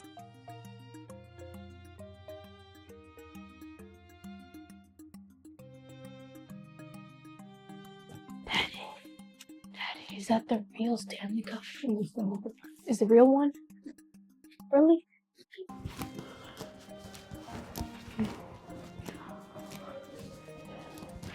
Is that the real one? The highlight of any visit to the Hockey Hall of Fame is the Esso Great Hall, known as the cathedral to the icons of hockey. Inside, double glass walls hold portraits and biographical sketches of each honored member. Visitors can also take part in the Stanley Cup personal photo op presented by Fujifilm, allowing them to capture high-quality prints with the cup and download digital copies afterwards. Originally built in 1885, this historic building is home to the greatest collection of silverware in the world of sports, featuring all major NHL trophies, including the most famous and coveted of them all, the Stanley Cup. Wayne Gretzky. Oh, really? That's the what? Wayne Douglas Gretzky, nicknamed the Great One, held 61 NHL records. Lord Stanley's Vault. Within the Esso Great Hall, a specially refurbished bank vault houses the original Stanley Cup, donated by Lord Stanley of Preston. Look, this is where the bands go when they fill up. This trophy, first presented in 1893 and retired in 1962, is hockey's greatest historic chalice. The original bowl was made of silver and is 18.5 centimeters high and 29 centimeters in diameter.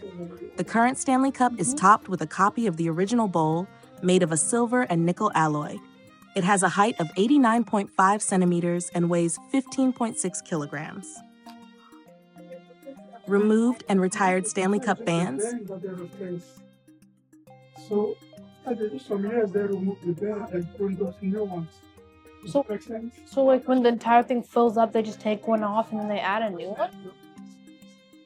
You see, this is a retired Stanley Cup band. That's answer your question. A timeline of the cup's different shapes, historic artifacts telling the story of this one-of-a-kind treasure. Lord Stanley, like the Grey Cup, and unlike the trophies awarded by the other major professional sports leagues of North America, a new Stanley Cup is not made every year. The winners originally kept it until a new champion was crowned. But winning teams currently get the Stanley Cup during the summer and a limited number of days during the season. They do give out rings when you win. Also exhibited in Lord Stanley's vault are an extensive collection of Stanley Cup championship rings, Someone asked me if I could put in The ring for the 2023 Vegas Golden Knights is made of 67 white diamonds, forming the Knights' primary helmet logo, showing their total regular season and playoff victories that year. The ring face opens to reveal a miniature T-Mobile Arena with stars representing the 9 goals scored in the cup-clinching game. Inner lid engraved with, "It is nighttime." Our tour ended in the Spirit of Hockey. The Spirit of Hockey is the official retail store of the Hockey Hall of Fame. It features an unrivaled collection of hockey merchandise, including an exclusive line of Hockey Hall of Fame and induction products, a comprehensive selection of fully licensed NHL items representing all 32 current teams, as well as former franchises, the draft, playoffs, and cup champions. Hockey Canada and international apparel, unique hockey-related novelties, and our newly released Hockey Hall of Fame Legends line, including replica induction plaques of our honored members.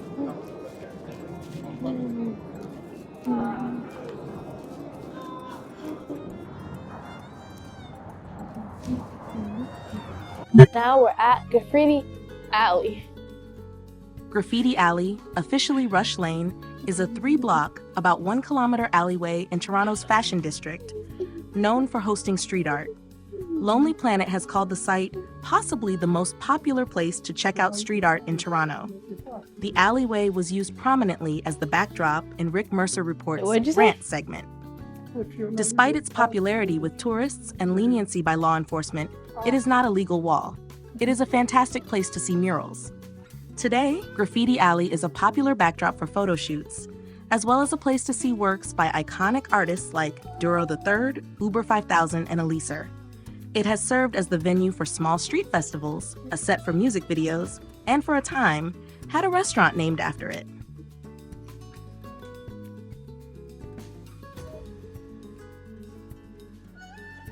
Chinatown, Toronto, also known as Downtown Chinatown or West Chinatown, is a Chinese ethnic enclave located in the city's downtown core. It is centered at the intersections of Spadina Avenue and Dundas Street West. The present neighborhood was the result of the government expropriating Toronto's first Chinatown in the late 1950s to make way for a new city hall and public square. As a result of the expropriations, a number of businesses and residents based in the city's first Chinatown moved west towards Spadina Avenue during the 1950s and 1960s, later joined by other Chinese immigrants during the 1960s. The neighborhood is one of several Chinatowns in Toronto that developed during the latter half of the 20th century. This Chinatown is sometimes referred to as West Chinatown. Once upon a time, Toronto was trying to be the moose capital of the world. The mayor of Toronto told every neighborhood to build and design their own moose. So the one in Chinatown is called the Lucky Moose of Chinatown, and it's on your right over there. That is the Lucky Moose of Chinatown here, right above the Lucky Moose Food Mart. The owner of the Lucky Moose Food Mart is named David Chen. He is called the Vigilante Grocer of Toronto. Ontario College of Art University. Ontario College of Art and Design University is a public art university in Toronto. The university is coeducational and operates 3 academic faculties: the Faculty of Art, the Faculty of Arts and Science, and the Faculty of Design, which offer programs at the undergraduate and graduate levels, as well as certificate programs and continuing education courses. The university is one of 4 members of the Association of Independent Colleges of Art and Design located outside the United States. Now we're at the Art Gallery of Ontario. This art installation is called Couch Monster, Sadze Yaghechil, made in 2022 by Canadian artist Brian Jungen. To create the prototype for this monumental bronze sculpture, Jungen cut up and reconfigured several leather couches. He was inspired by the story of Jumbo, a captive circus elephant who was killed by a train in St. Thomas, Ontario in 1885. The artist calls this creature a couch monster because capturing and training an elephant for the circus involves breaking the animal's will and spirit. An elephant no longer, it becomes a monster created by humans for their own entertainment. AVAD. The Art Gallery of Ontario is an art museum in Toronto located in the Grange Park neighborhood of downtown Toronto. The building complex takes up 480,000 square feet of physical space, making it one of the largest art museums in North America and the second largest art museum in Toronto after the Royal Ontario Museum. In addition to exhibition spaces, the museum also houses an artist-in-residence office and studio, dining facilities, event spaces, a gift shop, a library and archives, a theater and lecture hall, a research center, and a workshop.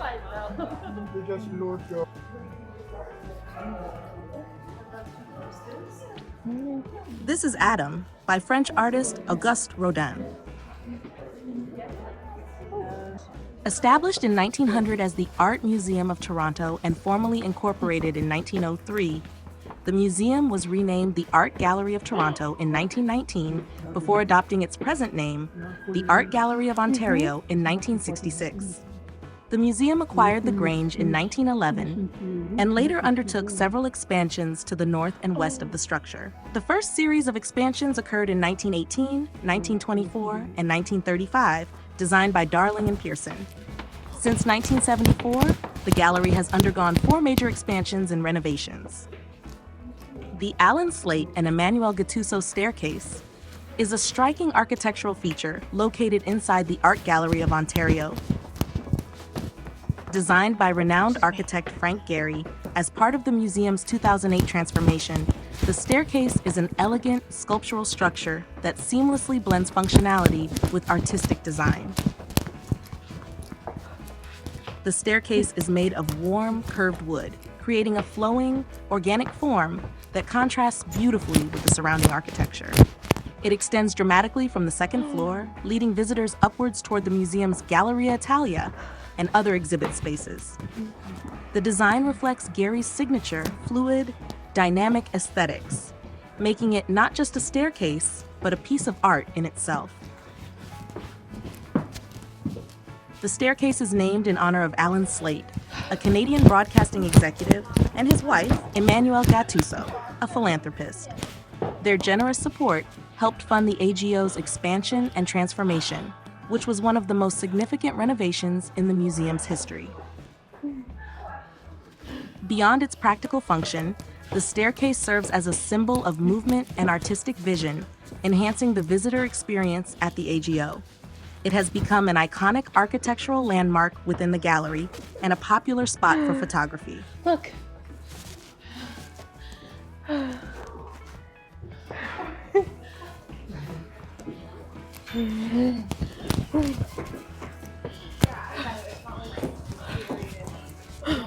Moments in modernism. This selection of work presents a range of Canadian artist Alex Colville's style across 40 years of his practice, from roughly 1950 to 1990. Within Colville's orderly, figurative scenes is an eerie suspension between imagination and reality.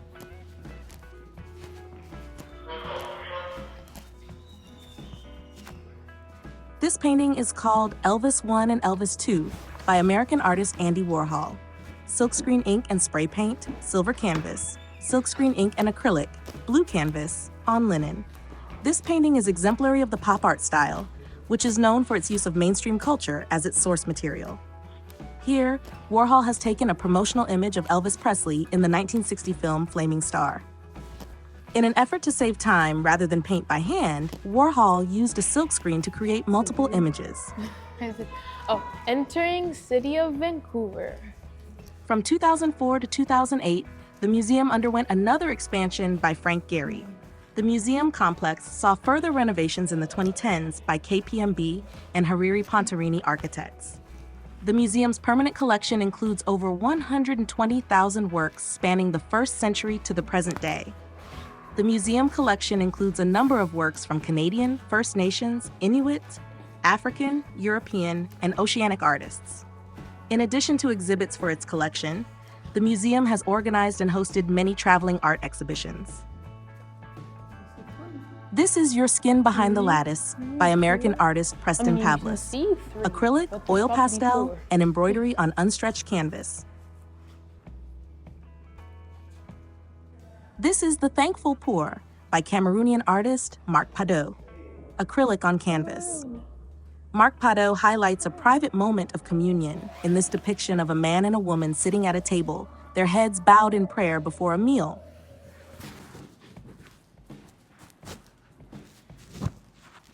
The Henry Moore Sculpture Centre is a dedicated gallery space within the Art Gallery of Ontario, AGO, showcasing one of the largest public collections of works by the renowned British sculptor Henry Moore. The centre was established in 1974 following Henry Moore's generous donation of over 200 sculptures, drawings, and maquettes to the AGO, making it one of the most significant collections of his work outside the United Kingdom. Moore had a strong personal connection to Canada, particularly Toronto, where he was commissioned to create the Archer, 1966, a large bronze sculpture placed outside Toronto City Hall. His donation was motivated by his appreciation for the AGO's commitment to sculpture and the city's enthusiasm for his art, designed to highlight his massive, organic bronze sculptures. This sculpture is called Moko Jumbi by English artist Zach Ove. Steel scaffold pipe, bamboo, auto body filler, aluminum pipe, fiberglass, nylon fishing line, brass water jugs, brass chainmail, burlap, Nike Air Jordans, cotton doilies, and glass beads. Here is Galleria Italia. The Galleria Italia is a 200-meter, 660 feet, glass, steel, and wood projecting canopy. The Group of Seven was a collective of Canadian landscape painters active from 1920 to 1933, known for their distinctive, bold depictions of the Canadian wilderness. Their work played a crucial role in defining a national art style and celebrating the rugged beauty of Canada's landscapes. Founding members: Franklin Carmichael, Lauren Harris, A.Y. Jackson, Frank Johnston. Left the group in 1921, Arthur Lismer, Frederick Varley. Light years. Phil Lind was a passionate collector who, from his home in Toronto, took a global perspective on the art world. This exhibition features many of the 37 works Lind donated to the AGO, one of the largest gifts of contemporary art in the gallery's history.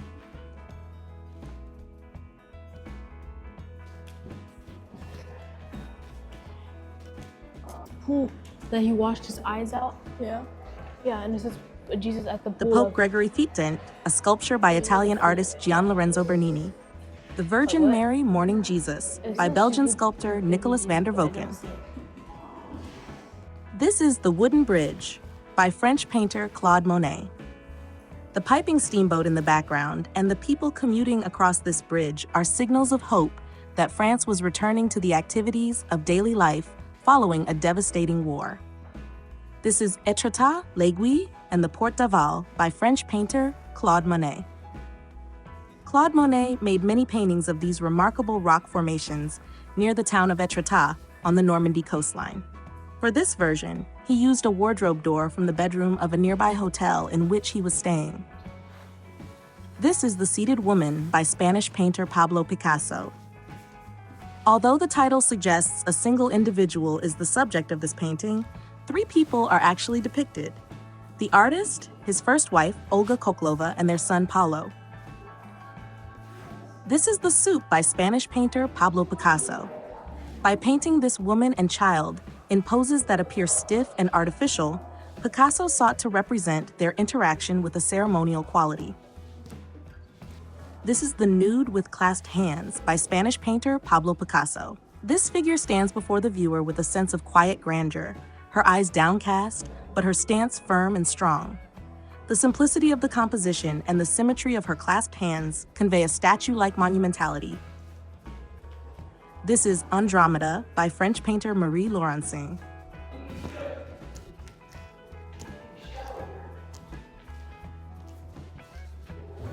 This is Charing Cross Bridge, Fog by French painter Claude Monet.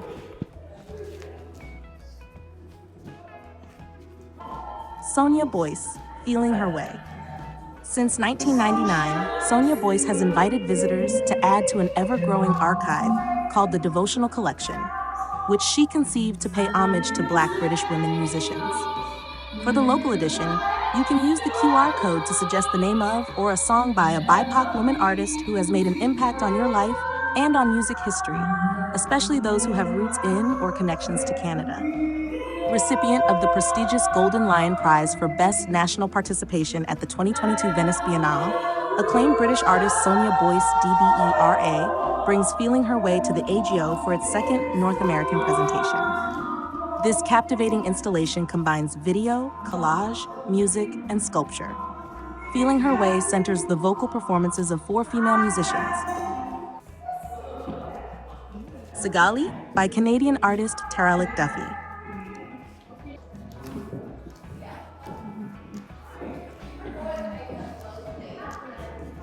Well, yeah, Big but Lighter not by exact Canadian shape. artist Taralik Duffy. The Dr. Anne Tannenbaum Gallery School is part of the Art Gallery of Ontario, AGO, in Toronto, offering a variety of art classes and workshops for individuals of all skill levels. The school provides creative spaces and programs designed to inspire artistic expression. Classes range from introductory courses to intensive workshops, utilizing the AGO's extensive collection as a source of inspiration. The Thompson Collection of Ship Models is a renowned collection housed at the Art Gallery of Ontario.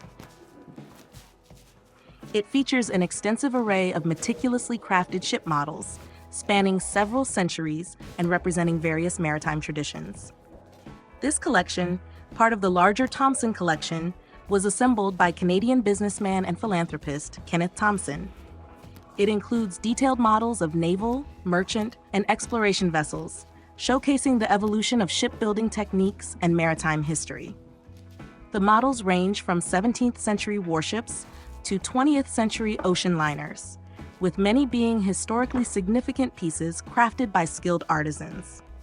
The Thompson Collection of Ship Models is a highlight of the AGO, offering visitors a unique glimpse into maritime heritage through finely detailed miniatures that reflect the craftsmanship and technological advancements of their time.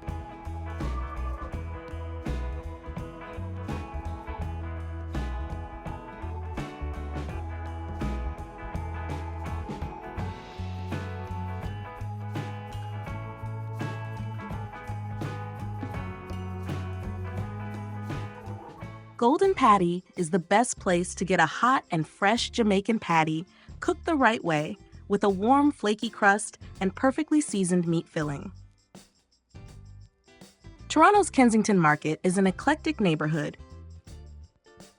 BMO Field is an outdoor stadium located at Exhibition Place in Toronto. It is the home field of Toronto FC of Major League Soccer, MLS, and the Toronto Argonauts of the Canadian Football League, CFL. The stadium's naming rights are held by the Bank of Montreal, commonly branded as BMO. It is one of 2 Canadian stadiums that will host matches of the upcoming 2026 FIFA World Cup. All right, that's it for today. Hope you had fun. Don't forget to smash that like button and subscribe if you haven't already. Take care, and I'll see you in the next one.